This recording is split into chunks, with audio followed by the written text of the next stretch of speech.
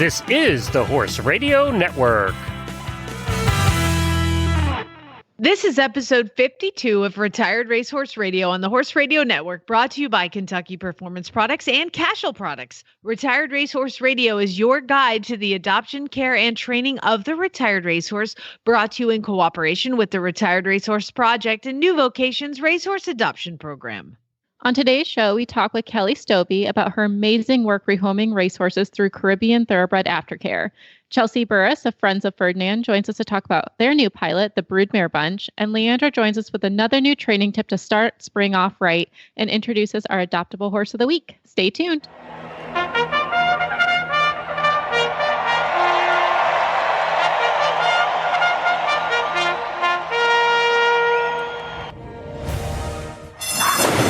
And they're off on Retired Racehorse Radio, the podcast that is your guide to the adoption, care, and training of the retired racehorse.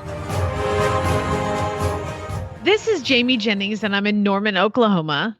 And this is Joy Hills of Detroit, Michigan, and you're listening to Retired Racehorse Radio. It's still crazy to hear you say Detroit because you have now moved. I mean, we are super good friends, but like you live in Michigan and I live in Oklahoma. So we only get to see each other a couple times a year. So how are things in your new place? Oh my gosh, Jamie. Amazing. I'm so happy. It's almost too perfect still. Like I can't really find too many issues. I guess the only one that I can think of, there's too many donut and coffee places near me. I'm going to get really fat here. Not possible. I've seen and they're vegan donuts. So I was like, oh, I can actually eat those? What? Oh, it's like there's no calories in a vegan donut. So yeah, that's what I'm telling myself anyway. Yeah, it's a clean donut, right? But yeah, it's so wonderful. I'm settling in great. My neighbors seem really wonderful. And then the barn's just been phenomenal. I really couldn't be more happy. I like the best training session I've had with Astrid in 3 years. It was just full connection. She's typically like in a new place. She's alert, but she's trustful of me. She'll watch me for guidance. But I'm telling you, Jamie, I took her into the indoor for the first time, and like her head's just nice and low. Her back soft. She's swinging through her hind end. She's just totally engaged. She doesn't normally like me to be separated from her, like to go into the tack room, then come back. She gets a little anxious. And this horse is just like sitting, eyes drooping. And I'm like, I'm going to take your temperature because something's wrong. Well, see, a lot of that, Joy, is it all comes from you. Was she anxious to be away from you, or were you anxious to be away from her? And whatever you're putting out is what she's picking up. And you know what? You're in a really good space right now. So whatever you're putting out, your horse is, she's a sensitive chestnut thoroughbred mare. I mean, what else are you going to do? Like you sound like my therapist right now. Well, you're welcome. That one's free. But they do. I mean, it's amazing. You know, when I go to feed in my barn, I have a couple horses that have been starved before and get really, really stressed about feeding. And so I'm always like, I got to rush to feed. I got to get it because they're going to start pawing and I don't want them to paw and bang on the stalls and it drives me crazy. So I start to feed. And then I started noticing that my new horse Parker, the new off the track thoroughbred, has started to get anxious. And I'm like, is it he's picking it up from his friends or is it me? I think I'm creating all the stress because I'm like, rush to feed and get it all done. Somebody can just be quiet and eat. So I don't know how much of it's me or how much of it's him, but it is definitely something. Remember, these horses, like they just pick up everything. They and you mirror you. You sound 100%. Great. And so, you know what? Give yourself a little credit for getting your stuff situated and straightened out and it's reflecting in your horses. So that's awesome. Yeah, thank you, Jamie. It's definitely been really wonderful, and I'm excited for it. You know, we probably won't go to any shows in person this year just to keep things easy. And let's be real, moving's expensive.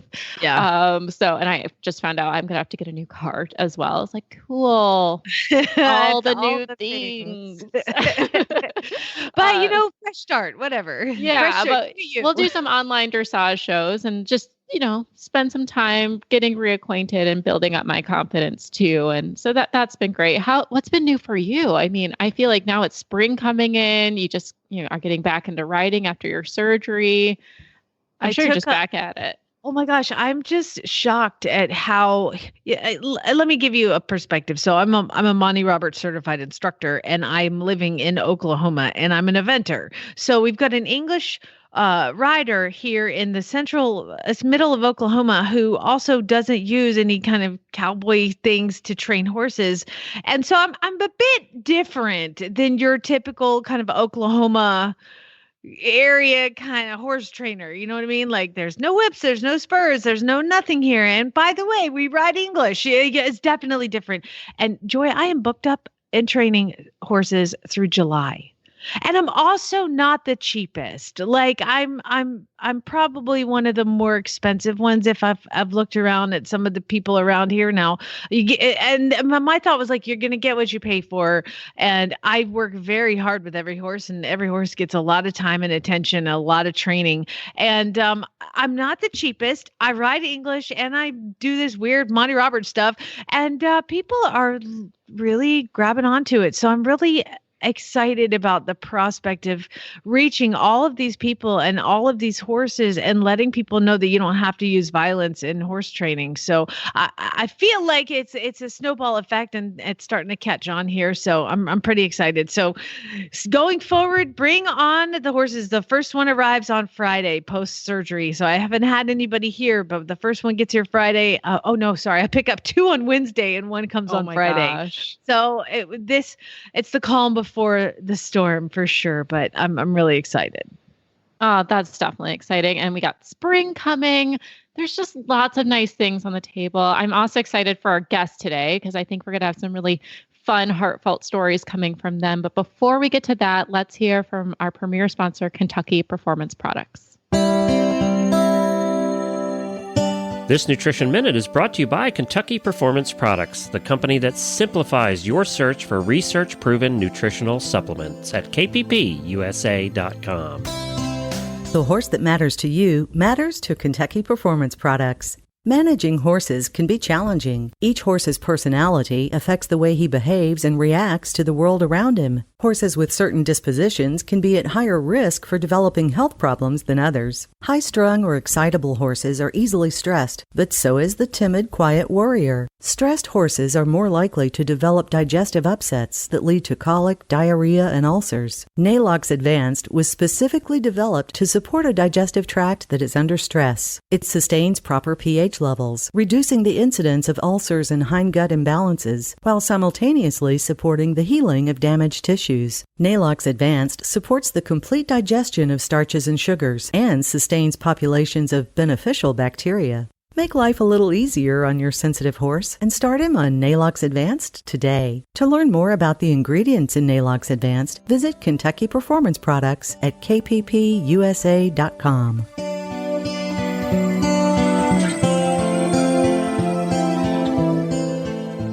Many of us have probably heard of Caribbean Thoroughbred Aftercare. It's an amazing organization that does incredible work.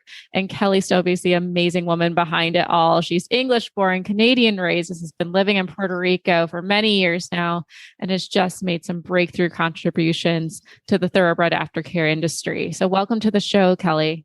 Hi, thank you for having me. This is really exciting. We're excited to have you. I mean, I never even knew about Caribbean Thoroughbred Aftercare until my friend Kyle Rolfus adopted Binky from you. And I got to see a lot of the hardships and work that goes into having racehorses in that area. I didn't even know there were horses racing in Puerto Rico. What's that industry like compared to what we think of in Kentucky?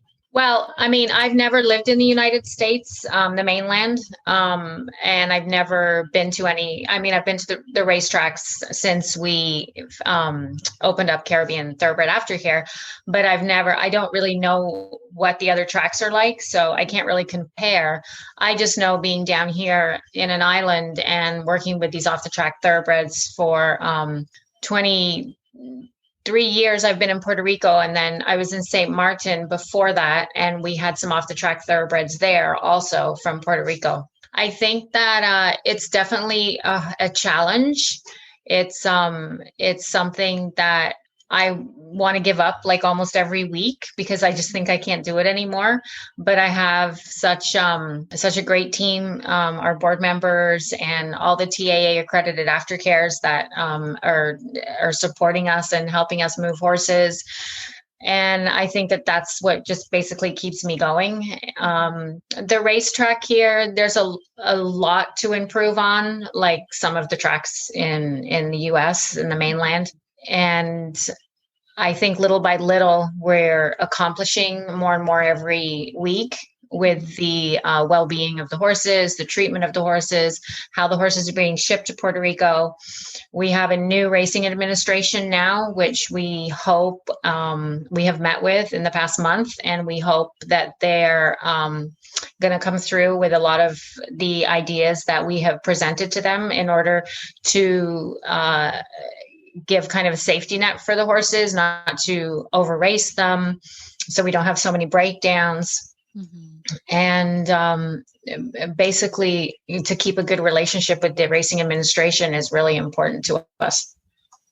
Absolutely. And that's great to hear that you have that new organization there to kind of give some support and offer that hope, because it's challenging in the mainland. So I can only imagine, what it's like in Puerto Rico as well, because it's just not what you think of, being an island. You don't have the lush green fields everywhere and the landscape that we do up here. And so I can only imagine hay costs, veterinary costs, bedding costs. It's got to be quite expensive to have an operation like that, just on the racing end, let alone on the aftercare end. Before we get into all of that, tell us a little bit about yourself and how you ended up in Puerto Rico doing this work. Well, like I said, I was in St. Martin before I came here. We had a Hurricane Lewis, which was in 2005 or maybe sooner. I can't even remember. That was a Category 5 hurricane that hit us in St. Martin, devastated the island. And we needed medical, my boyfriend at the time and I, we needed medical supplies for the horses on the island. Of course, the island didn't have enough to take care of all the injured horses that we had. Mm-hmm. So I had gotten a phone number from our vet there in St. Martin of the people at the racetrack here. And they said, well, see if you can contact them and maybe they can help you get supplies and fluids, antibiotics for the horses. So I reached out and I flew over to Puerto Rico, got supplies, went back to St. Martin, took care of the horses, stayed there for, I would say probably about another year or not even. And I got offered a job in Puerto Rico working for one of the training centers here. And so I took up the offer and came to Puerto Rico and never left. Been here since. That's so amazing. I mean, in so many ways, it's like, oh, it sounds like paradise, living on this island in the Caribbean, just gorgeous. And in other ways, it does sound like, wow, that's a lot of work that you willingly took on, but man, do we applaud you for doing it. And so how many horses are you having come through CTA, and how many are Puerto Rican bred versus those who are being imported in? We have about 45 come through CTA a year. I think we would probably have more if we had the space and we had the funding for sanctuary and the space for sanctuary, because most of the horses we get are pretty broken by the time they get to us.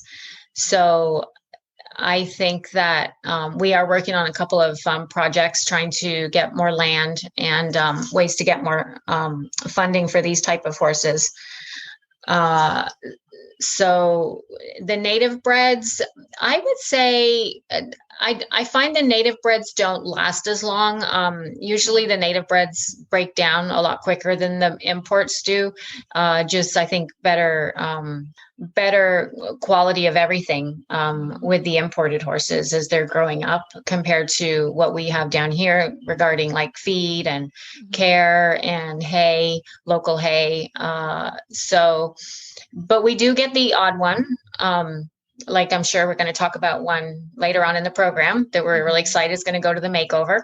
Oh, exciting. And so, yeah, I mean, right now, the problem is with the native breds, a lot of them test positive for pyroplasmosis, which is the tick disease that we have here down in the most of the islands. And so they can't travel back to the US. So we do tend to, I mean, we have sent a couple of native breds up to the States. Luckily, they were negative, but I would say it's about half and half. Or it used to be a lot more imports. Mostly was imports that would come in, but lately we have been getting a lot of more native bred horses. Okay.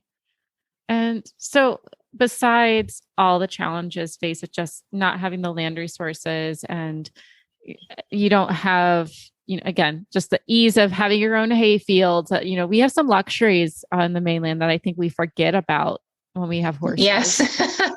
So what are the biggest, challenges of operating a thoroughbred aftercare facility in this type of environment? Definitely the land and the terrain is a big difficulty for us. I mean, luckily, our farm here we're just kind of like sloping hills, the 10 acres that we have. So we're pretty lucky, but it's really hard to find good flat land here in Puerto Rico. On the south side of the island, there's quite a bit, but I mean, of course, we don't have the money to purchase land. So we just kind of have to go with what we have here. Supplies is always a headache. You can get certain things. I mean, we here at Caribbean Thoroughbred Aftercare, we do not use imported feed because we can't afford it.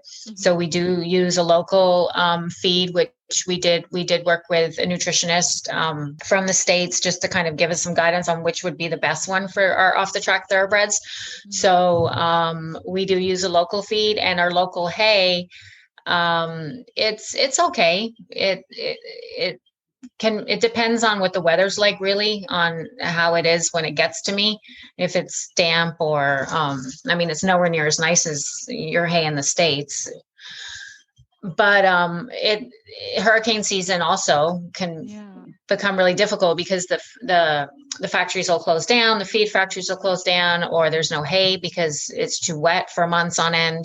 So we try and stock up as much as we can, but then we have the risk of it going bad. So it can be logistically difficult at times. I can imagine so, but yet you guys are doing it. And that's the crazy thing. I think it really, really sets the tone that if you really want to accomplish something, you can make it work. And I think you guys get a ton of support from the public, which is fabulous to see that people care about these horses and want to see them succeed. I'd love to know a little bit more about the horse that we should be looking for in the makeover. Yes. From you guys. So Reservado, he is 14, I think now. He's a 14-year-old native bred war horse. He has, let me see here. He's got 105 starts. He is with Susie Norris at Heart. And this is the second time that we've teamed up with Heart. We love Susie. She took Big Twist to the makeover a couple of years ago from us. And so, yeah, when he came out positive, I mean, I cried. I was just like, I can't believe, or negative, I'm sorry, negative for pyroplasmosis. It was like, I can't believe this horse is negative, because he came from the side of the island where pyro is, the percentages are super high. So I knew it would be a great thing to get him to the makeover because he's a native bred war horse, and it would be the first time ever a native Puerto Rican horse was going to the makeover. So of course I knew Susie would be the best person. So I reached out to Susie and she jumped right on board. She was like, yes, that'll be great. But then we had, he came to us in January of 2020. And then we had a paddock mishap and he refractured an old splint fracture. And I was devastated. I was just like, oh my God, what? And he wasn't really lame, but he had the fracture. And so we talked to our faithful and amazing vet here, Dr. Ricardo Loanas, that's been like the only vet in Puerto Rico that has supported us 100% since 2016, since the storm. And so he said, let's do surgery. I can put a couple of screws in that. It'll heal super nice. So it postponed everything to get him to the makeover in 2020, which didn't happen anyway because of COVID. So we ended up sending him up, I think, in the end of May, June last year, and he's doing fabulous. He's doing so great. Susie's daughters are riding him, and he's just, I think it's going to be super exciting. So I can't wait. Yeah, I can't wait. And he's white, so that makes it even better. Wait, he's a white thoroughbred? Yeah. Well, he's gray. He's gray. Sorry. Oh, well, still, but super. Like almost white. I mean, he has just a few specks of gray. I mean, he's basically white. He's really a unicorn coming in for the show. Oh, totally. I can't wait to watch him.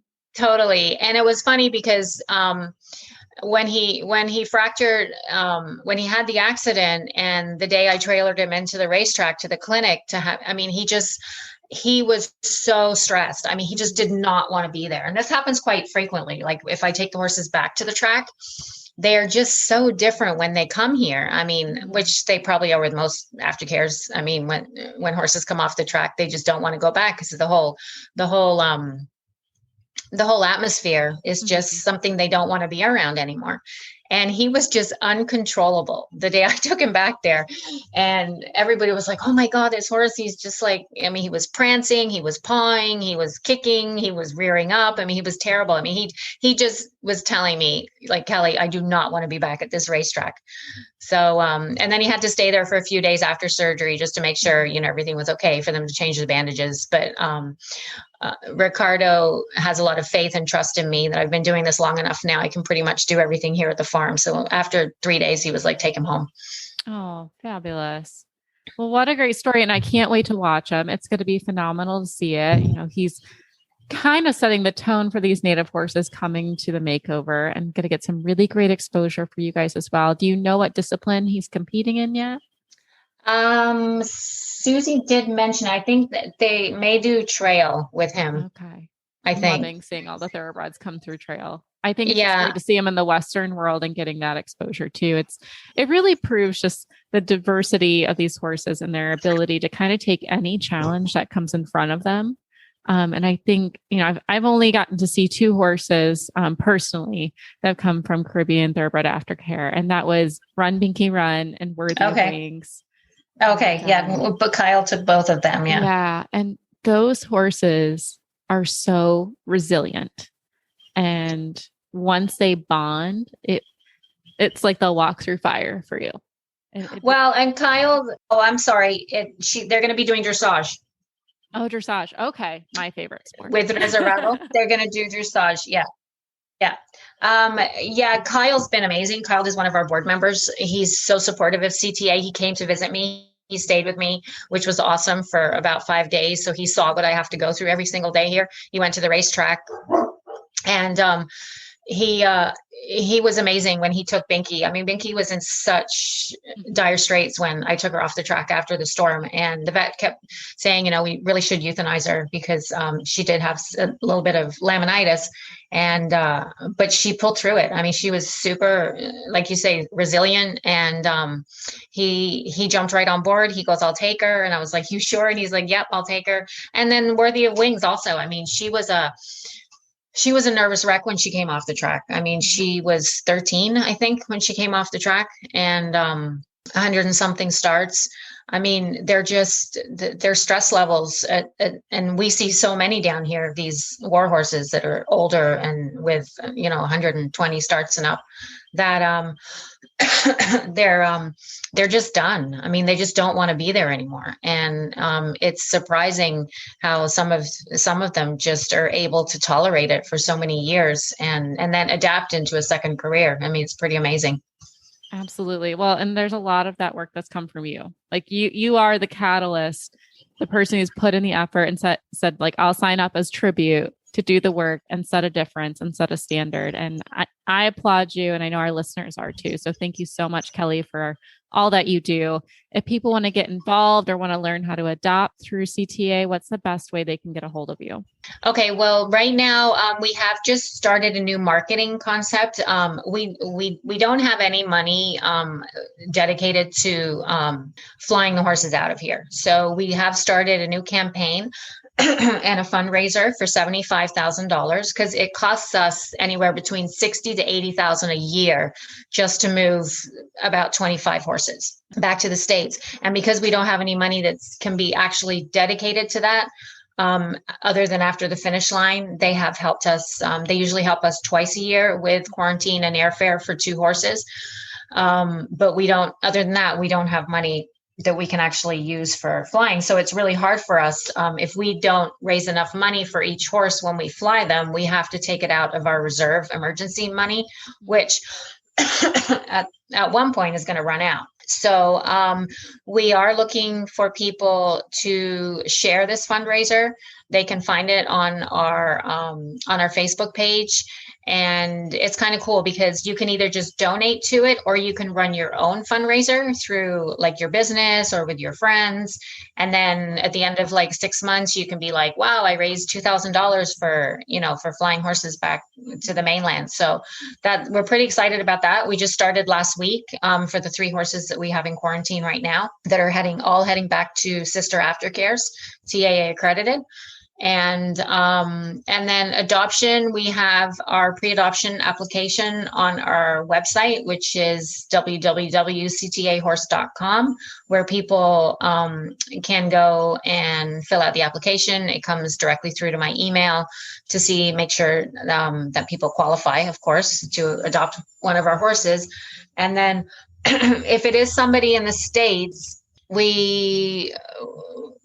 we don't have adoption fees sending horses back to the States because we're so desperate for people to help us. Mm-hmm. I think there's pros and cons on that. I have different feelings about it because I know with the aftercares in the States, everybody can pay quite a hefty adoption fee when they adopt from some of these aftercares, and we don't get anything for our horses. Mm-hmm. So it's if somebody does adopt from us, we ask them, if they could cover maybe the cost once the horse gets to Miami, the transport up to Ocala, and then the transport from Ocala wherever they're going to go. So we just kind of start to get to know the adopter and see how they can help. And but that is a big logistical nightmare for us, just trying to raise the money to get each horse out of here. But we have to because, we just don't have enough homes for them here on an island. I can imagine that. And it's amazing that you've waived that adoption fee. So if that takes a burden out for sure on the purchaser or the adopter, but definitely makes a little things hard for you guys too. But yes, yeah, you always put the horse first, Kelley, and that's remarkable. And we thank you for that. Thank you so much again for being on our show. I'm glad we were able to talk about Caribbean Thoroughbred Aftercare. It's such an amazing organization to me. It sets a standard of what the horse is about, why we do this. It's about what the show is about. Talk about the aftercare and adoption of the retired racehorse. So thank you for all the work that you do. Thank you, Joy. And I hope to see you at the makeover. I'm definitely going to go. That's if they let me. Yes, same here. So we'll see you there. Yeah. Awesome. Thank you, Kelley. Okay. Thank you. Cashel Company helps you enjoy the ride with their full line of trail bags and tush cushions. From cantle bags to horn bags and everything in between, comfort and convenience on the trail is what Cashel does best. To stay up to date with the latest products and news, follow Cashel Company on Facebook and Instagram. And to find their products, visit an authorized dealer or visit cashelcompany.com. Well, unfortunately, we couldn't, due to technology, get Chelsey on to talk about Friends of Ferdinand's new program, the Broodmare Bunch. But we will get somebody on to talk about it because I do think it's important. It's amazing. They have decided to rehome broodmares, because there's a lot of organizations that are rehoming off the track racehorses, but once these mares are done with their career, or they're young and they are not successful at it, or they're just not cut out for it, they need homes as well. So Friends of Ferdinand, which is an amazing rehoming organization, is doing the Broodmare Bunch. If you want to learn more about it before we do get them on to talk about it, go to friendsofferdinand.com. Thank you.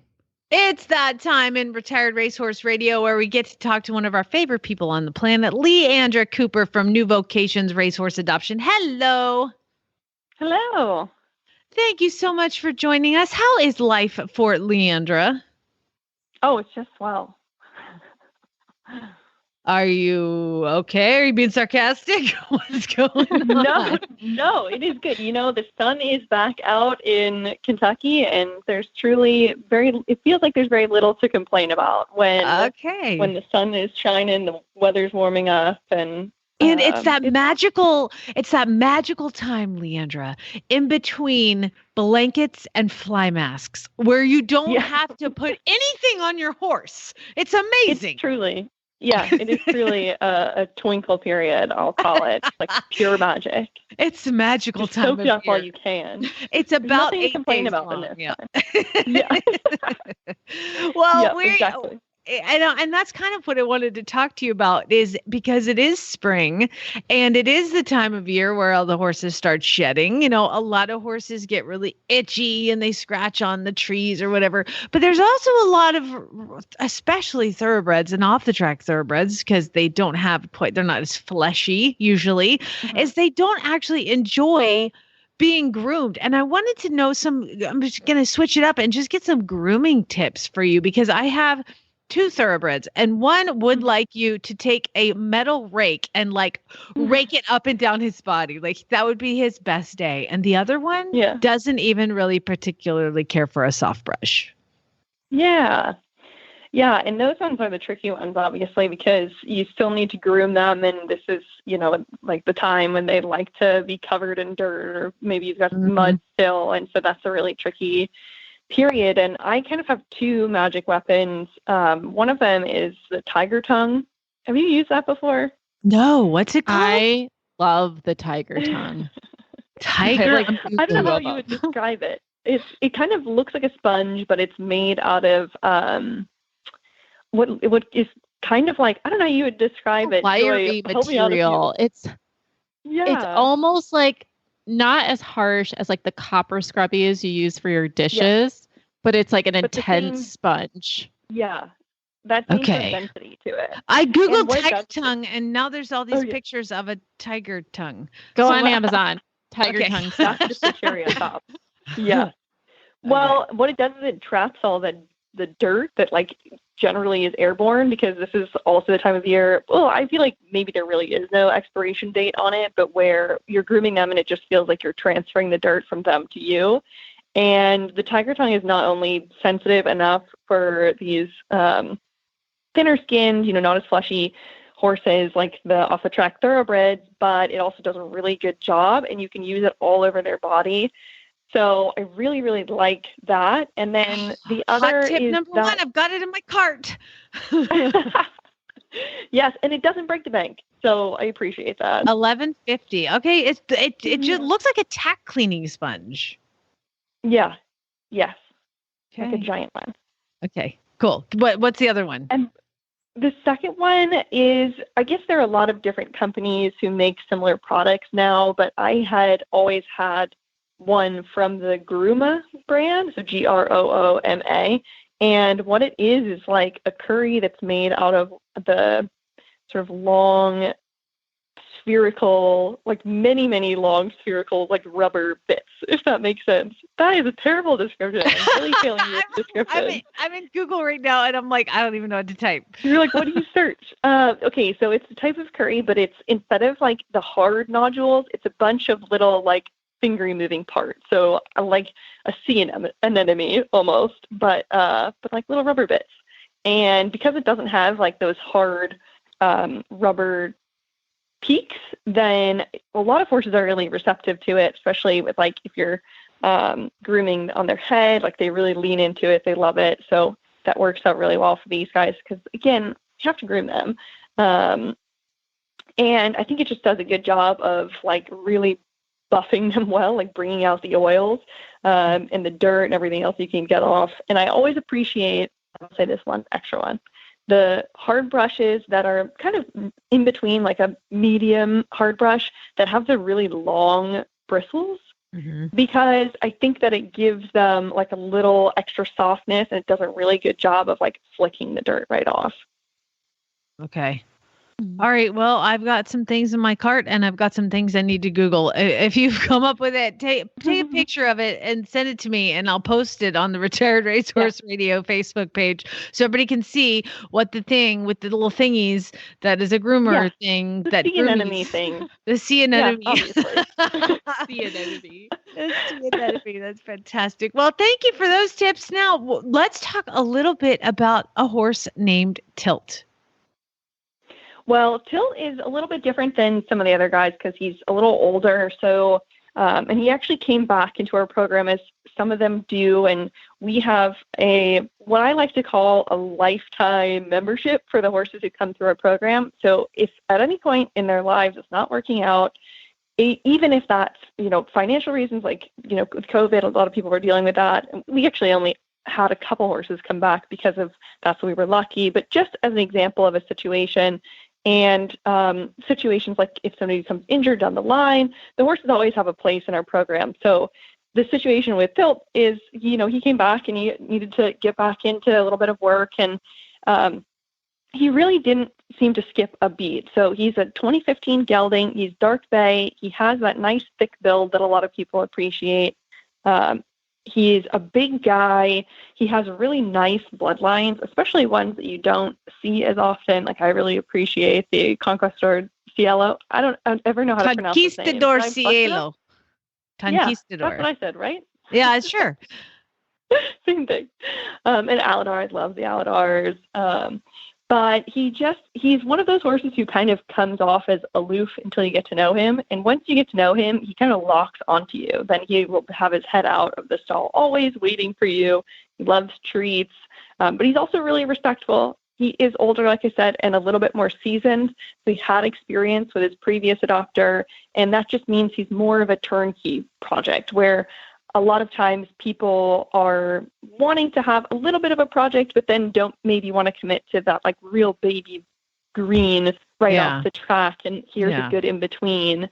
So he just is kind of this perfect blend, but he also is a really nice mover. He's super comfortable, which I've grown to appreciate more and more as I age.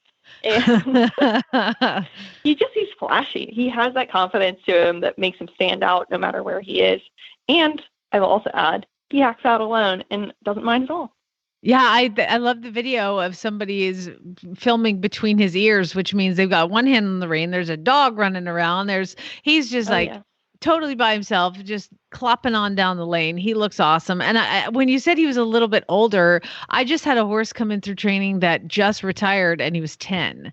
Now he is not, when you said a little older, I'm like, oh, he's only like 6, right? I mean, he's not that old. Is. So and he's in good when shape. You work with just 2 and 3 year olds all the time like me, you get really biased and you're like about old. But it's so much, isn't it so much true? Like how much more balanced a 6-year-old is in the arena versus a 3-year-old or a 2-year-old. I mean, my gosh, they're just like, it's like a wiggle worm versus like, and you're like, wow, you're so big and developed and trained, it's just. And still having more to grow, truly. Yeah, especially in their brain. So, well, go check him out. He is on horseadoption.com. Tilt is his name, and he is a 16 two-hand dark bay with the whopping adoption fee of $1,000. And he won over $15,000 in 3 races. So not bad. He didn't lose everything. We've seen worse. All right, Leandra, thank you so much for being on and talking to us about Tilt and about some grooming things. I've got something in my shopping cart now on Amazon, so thanks for that. Oh, good. Well, thanks for having me. You can find our show notes and links to today's guest on the website of Retired Racehorse Radio. You can like us on Facebook, search for Retired Racehorse Radio, or Twitter on Horse Radio.